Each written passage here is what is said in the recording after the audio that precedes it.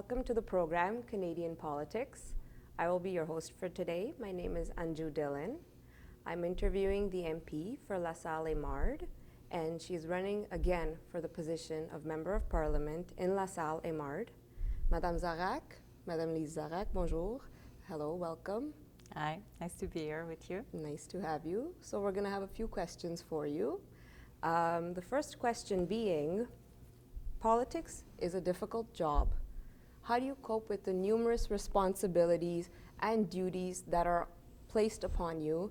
And how does your being a female affect your role as a member of parliament? It is a job that you have to adapt. It's very different from what I used to do before. But I think the first thing that you have to do is make sure that you have a team that's behind you, a team that has experience and can support you in the many tasks that you'll be doing. That's very important because you have to concentrate on what the important things are. You have to prioritize. So if you're supported by a good team, it goes well. As for being a woman, I think it would be harder if I was younger. I look at the younger members and they have family responsibilities. Yes. My children are all grown up, so it's quite different. But I don't think so there's any difference now between a man and myself doing the job. Okay. So you're a member of several committees, and what does the Standing Committee on Official Languages do, and how does it benefit Canadian society? The Standing Committee on Official Language makes sure that it promotes the two official languages.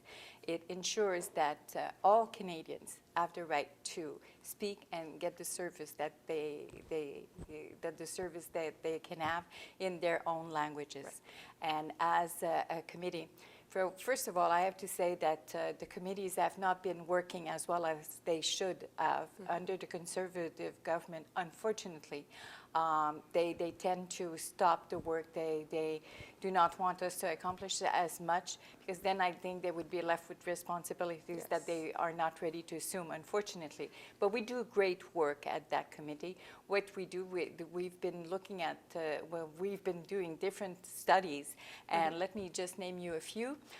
We've made a study on the lateness of the financing to association and organization that are there to give the services in the two official language in a minority situation. Right. And unfortunately, there's lots of association and organization that are not getting the funding on time, and they're going bankruptcy. They have to close, and so they will not be offering the services to the Canadians that they deserve in their own language.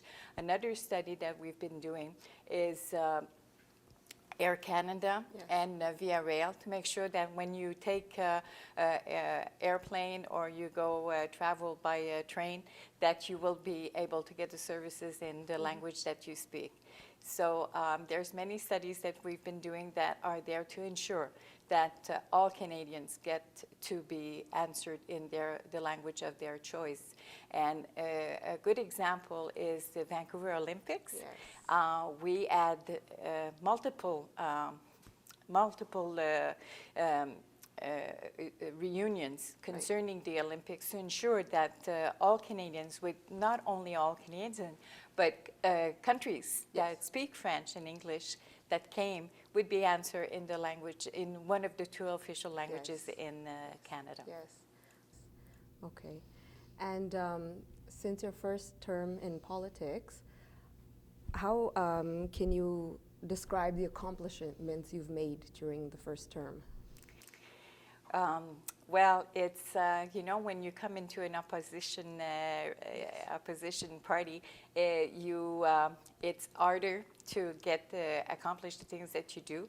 So you try to do the best that you can to the city for the writing. So what I try to do is continue assuming continued presence in association, in the writing, by meeting with the association, meeting with the citizens, but also I took the opportunity and the time to make my place in the party. I think that was very important. And since the beginning of my term, I can say proudly that I am now chair of the National Liberal Women Caucus, and also co-chair of the caucus for members and senators on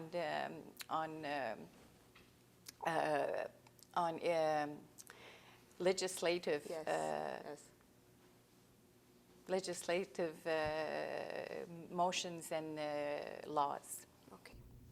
And do you think in the 2011 election you will be re-elected, and why? Hopefully, we are working very hard to that I be re-elected. Yes. Again, I surrounded myself with an amazing team. We have volunteers working very hard to re-elect me. And the reason why I want to continue is I think that I can do a good job.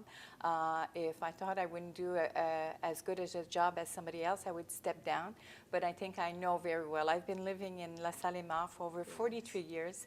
I've been a municipal councillor there, and now I've been an MP for over 2.5 years. So I think I know the riding very well. I know I've been meeting with citizens for a long time, and I know the needs of the city. I know the families and the citizens' needs, and I think that I can do a good job. Good. And how is the support of ethnic and cultural communities important to you? Well, it's very important because it's a good percentage of the riding. Over 22% of the riding are from people that were not born in Canada. So it is very important because as an MP, you represent your citizens. So you have to represent all the citizens of your riding. Okay. And you've been a strong member of Parliament for ethnic communities. What message do you have for them? The message I have for the communities is not to be, to get engaged. I think that people need to know more about the people that are coming to live in our great country. And the reason why they are coming to live in Canada is for better opportunities. And usually they tend to regroup themselves. It's securitization. But I would tell them, be more participate more in the community. And I see this in lots of communities already, and I encourage them to do that because I think that we can work well together. Okay. And what would you like to say about the leader of the Liberal Party, Michael Ignatieff? Michael, well, we're very proud of our leader, Michael Ignatieff. Michael has been traveling for over 2 years now across Canada, meeting with families, and he understands very well what the medium family needs now, and the platform that we just came out with, the Liberal platform, is a great example that he understands what Canadians need. So we are very lucky to have a leader that is honest and very smart, and he has also made the party stronger. I mean, the team is really working well together, and it's mostly due to Michael's leadership. Right. And what will your party and you do for the healthcare crisis? Well, if you've had a chance to see our platform, you would see that that is well covered. We know that in 2014, we are coming up to the final contract with the provinces for the healthcare. So Michael says that we will be sitting down with the provinces to ensure that we have better healthcare. And there's different facets that we want to look at, but we will be looking at with the provinces and working very hard to ensure that Canadians get the health services that they deserve. I guess there's a very important question our viewers must have in their minds. It's regarding the immigration policies, the very restrictive policies that have been put in place by the previous government. How will the Liberal Party, if they were ever called to government, would they change things?